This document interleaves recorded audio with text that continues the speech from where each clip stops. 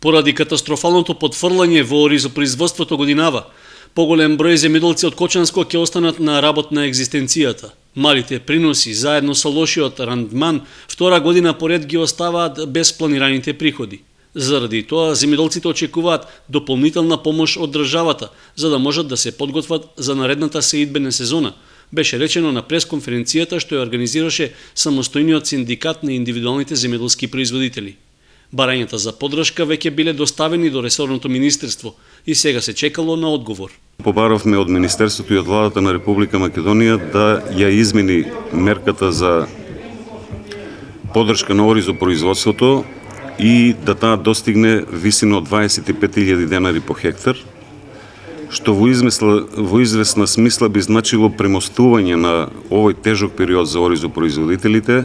Очекуваме дека ова мерка ќе биде прифатена од страна на Министерството и на владата и ќе исто така инсистираме на приоритет при исплатата на субвенциите, се со цел да се ублажат последиците од ваквата состојба со оризопроизводството. Поради лошите производствени резултати кај оризот, за овие 2 години Кочанскиот регион останал покус за 7 до 8 милиони евра, оценуваат во самостојниот земјоделски синдикат.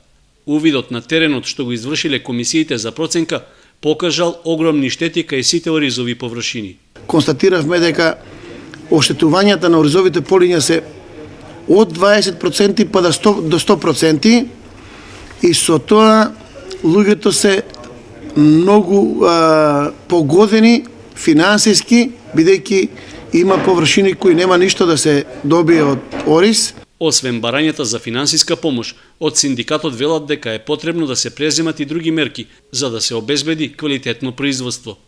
Сите рокови беа пробиени и ако мислам дека штетата е тука настаната. Проблемот е во стопанското предпријатие да се организира брегалница.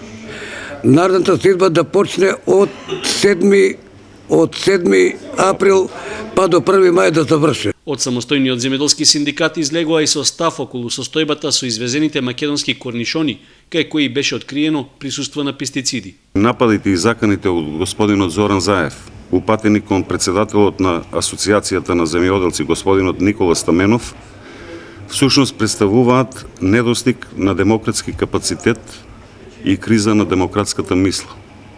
Од тука му порачуваме на господинот Заев да гради политики не со закани, туку со стратегии кои ќе го зачуваат имиджот на македонското земјоделско производство како извор на здрава храна.